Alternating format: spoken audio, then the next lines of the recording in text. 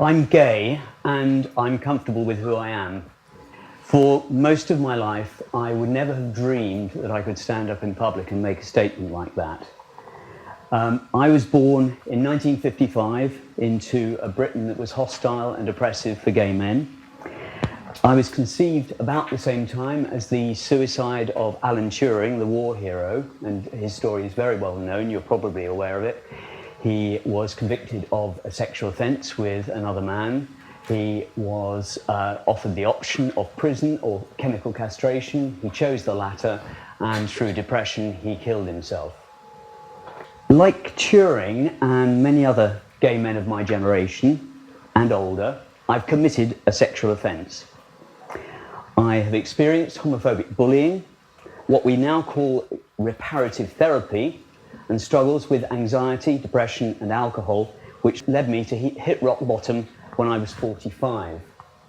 I hope that sharing my journey might help heterosexual people to understand this a little better and also help gay men, maybe and younger gay men, to have happier and more fulfilling lives. I remember 1967 very well. I just joined senior school and made friends with another boy, but at some point, for reasons I really couldn't understand, he started to call me names. Queer, mummy's boy. Didn't really understand this at all, and then one day I spotted a sixth former in the shower and suddenly understood that the word queer seemed to fit me. It wasn't a good feeling. Very shortly afterwards, I saw a television documentary with my parents called Man Alive, broadcast as you see in June 1967. This was a bleak and desolate piece of documentary writing. The people interviewed were a lady whose husband had committed suicide just before appearing in court for a sexual offence with another man in a lavatory, a promiscuous hairdresser whose frequent forays into various places for furtive sex, he said, were a really hopeless search for love. He was beaten up in a public toilet. A gay GP whose professional life, he said, was unaffected, but who effectively lived in isolation without contact with others, simply by virtue of the fact that people said so many horrible things, his words, about homos. The only example of a couple were these gentlemen at the top here who've been living together for 26 years. Happily? Well, there's no mention of love. They said that neither of them really had fallen into love. They'd never fallen in love with each other. They were simply living together and doing the best they could. And in common with many other people in the documentary, they said that they would have liked to have been normal, and that they tried to disassociate themselves with other homosexuals who were shallow. Finally, this most enigmatic interviewee, who never faced the camera, was a gentleman from a market town somewhere outside of London who used to come into London frequently in the hope of meeting gay people. He used to go to the theatre and hope that if he bought a spare ticket, somebody might be available to take it up. Never worked for him. He spent a fortune.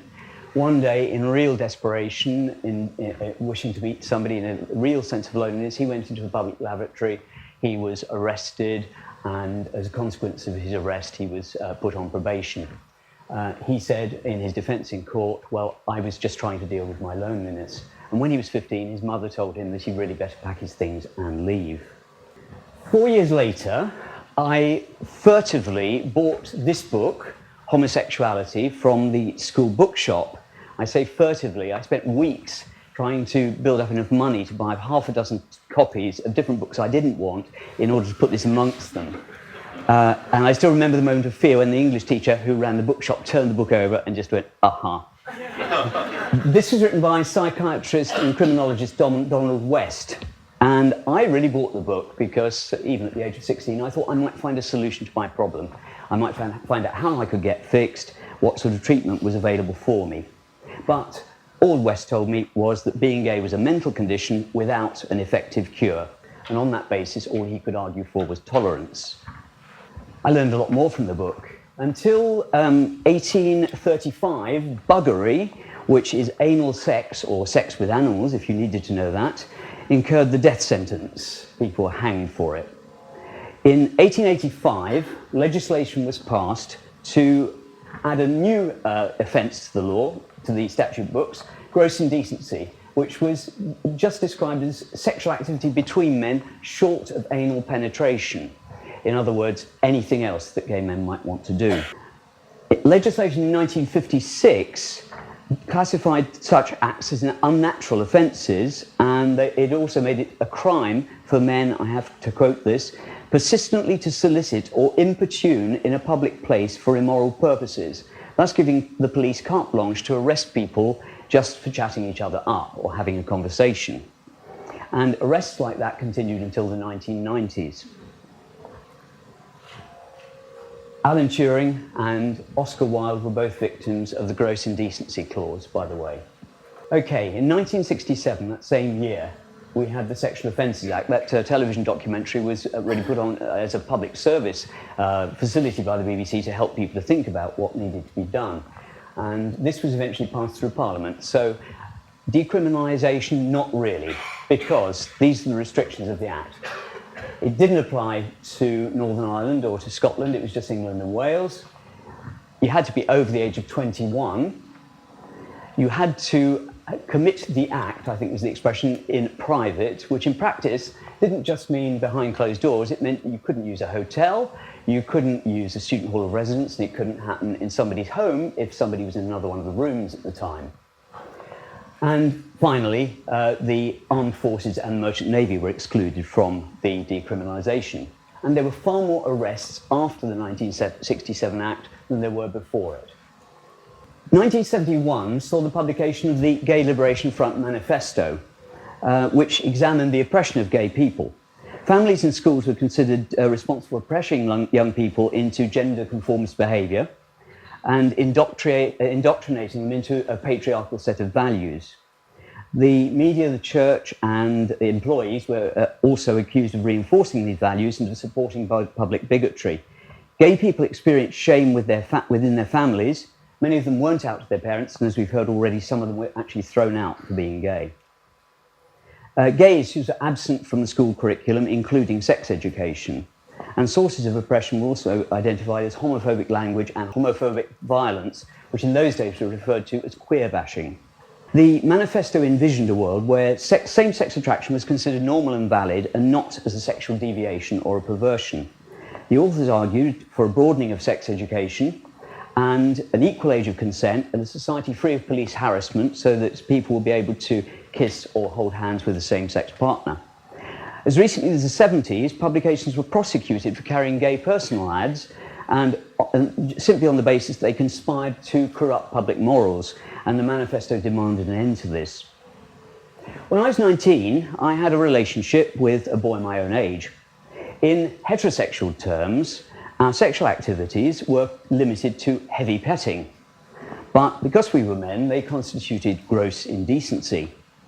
The acts took place in a student hall of residence and in a shared flat, not in private. We were both below the age of consent, of course. And when I subsequently sought medical help for depression, I was advised that I committed a crime. A psychiatrist and then a hypnotherapist tried unsuccessfully to cure me of my homosexuality. I got off lightly because other people who saw the same psychiatrist were referred for aversion therapy. I missed out on that. All I gained from therapy was a reinforced belief that I was a pervert and incurable. The World Health Organization only declassified homosexuality as mental illness in 1992, by the way. I began teaching in 1977 in a boys' school where all the teachers were men, many of them gay. There was a feeling of safety in numbers, so I became cautiously more open about my sexuality to a small number of colleagues, and occasionally, where appropriate, to pupils who had their own questions about their sexual orientation. I was very careful never to proselytize about that, but one of the pupils who's recently celebrated his 50th birthday has written to me, especially to say how much this has helped him. But attitudes deteriorated towards gay people in the 1980s with the hysteria around AIDS, not helped by the government's scaremongering, controversial public service advertisements which appeared on television and in the papers. There was a massive storm about the same time about the use in one state school of a book telling the story of a little girl who had two fathers. there was a picture in there which showed the three of them in bed, the two fathers sitting either side, and the little girl reading a storybook with them. Highly offensive stuff. So in 1988, Margaret Thatcher's government succeeded in passing Section 28 of the Local Government Act, forbidding the promotion of homosexuality. I always like that idea, promoting homosexuality. Buy one, get one free. And also going on to make other kinds of prescriptive statements, such as not promoting the acceptability of homosexuality as a pretended family relationship. But, just in case you thought AIDS wouldn't get a mention, nothing in that section above should be taken to prohibit the doing of anything for the purpose of treating or preventing the spread of disease. So it seemed to me that the message was pretty clear. Being gay was a lifestyle choice, it could lead to AIDS, and gay relationships were a sham. I changed schools the following year. Although I took part in a public demonstration against Section 28, I confess that I re-entered the closet until Section 28 was repealed in 2003. Gay people had no employment protection at that time, and as a teacher in a boys' school, a male teacher in a boys' school, I felt too vulnerable to be out. So, just going back a bit, this is me as a happy 4-year-old, I know, cute, in 1959. Not a care in the world, but how did things change? By the mid-1970s, I'd learned that I was incurable and immoral and condemned to a life of loneliness and despair. I'd internalized the negativity of anti-gay legislation and the hostility of the government, the media, and the public. This understandably caused shame, which led to anxiety, depression, and severe abuse of alcohol. And this photograph was taken on the 1st of January 2000, which is my last binge, I'm pleased to tell you. I just didn't want to live. So, moving on. Thanks to campaigning by various groups, such as Stonewall and individual activists, there were significant changes to legislation from 2000, making a very positive change to the lives of many gay people. And these are probably familiar to you. Gay people can marry, gay people can adopt. We can do pretty much everything that everybody else can do. So the buggers are legal now, but does that mean that we've created the utopia that was hoped for in the GLF manifesto? Are we actually glad to be gay? June saw the publication of this book by Matthew Todd, a brilliant book called Straight Jacket. Matthew was the editor of Attitude magazine, which is a gay glossy magazine, and very much knows the gay scene. Younger than me, in his early 40s, and this was endorsed the other day in an article in The Guardian by Owen Jones. And Matthew Todd, I'm afraid to say, even though he's much younger than me, has a life story which is very similar to my own, so there's nothing special about me. So, what's the problem? So, both of them argue that while life has improved substantially for many gay people, for too many, this is not so in a society that remains deeply homophobic. Homophobic bullying continues to be rife in many schools, and homophobic hate crime is common. Young gay people internalise this as shame. Coming out remains a traumatic experience for many. Many feel lonely and isolated. Many self-harm. Many gay men who are HIV positive are undiagnosed, so having unsafe sex presents a serious risk. Anxiety, depression, suicide, and addictive drug and alcohol use are far more widespread in the gay community than in society at large. Drugs and alcohol are often used to numb unpalatable feelings and to make people feel more disinhibited. The most visible option for meeting others is the gay scene, much of it highly sexualized. And the only way some people can deal with that is to drink or to use drugs. A new, extremely dangerous phenomenon on the gay scene is chemsex, which is the use of recreational drugs to have extended sex parties with numerous partners, and this can carry on for days, and of course it carries the risks of unsafe sex, addiction, dependency, or accidental death. The mobile dating apps and hookup apps, such as Grindr, provide anonymity for people who prefer that, but those hoping to have their intimacy needs met in that way often express frustration because they easily find sex while tenderness and love remain elusive. Such encounters can be even more dangerous than public sex in cruising grounds because they often take place in strangers' homes and can lead to murders, as recent cases confirm. What about the world situation? Not so good. All the 10 countries labelled in red still carry the death penalty for same-sex acts. Those that are highlighted in pink, 72 of those carry heavy sentences for sex acts between people of the same sex. So all of this sounds really dismal, but there is some hope. A 2015 YouGov survey revealed a significant shift in how young people aged 18 to 24 describe their sexual orientation. More than half identified as other than exclusively heterosexual.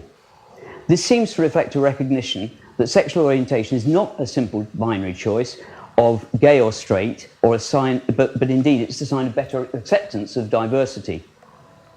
When my life fell apart, one way I raised my self-esteem was by campaigning for gay equality.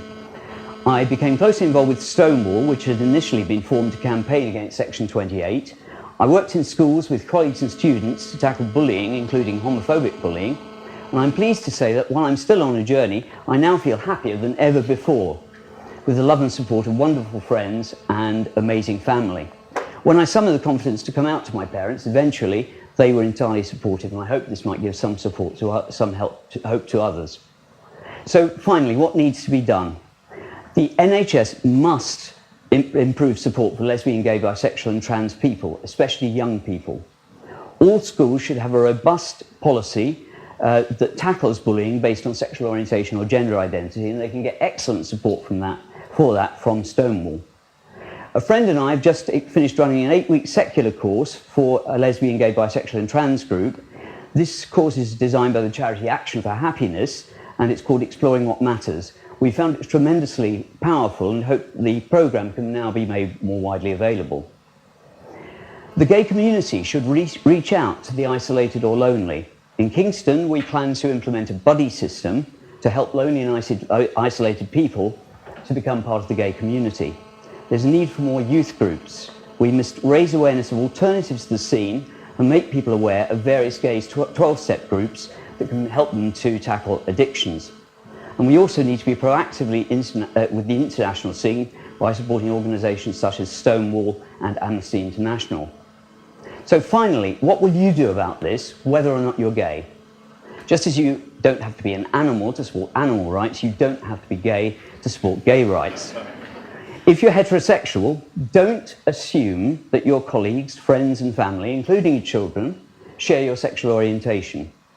Be open to other possibilities and be ready to accept and support people you care about.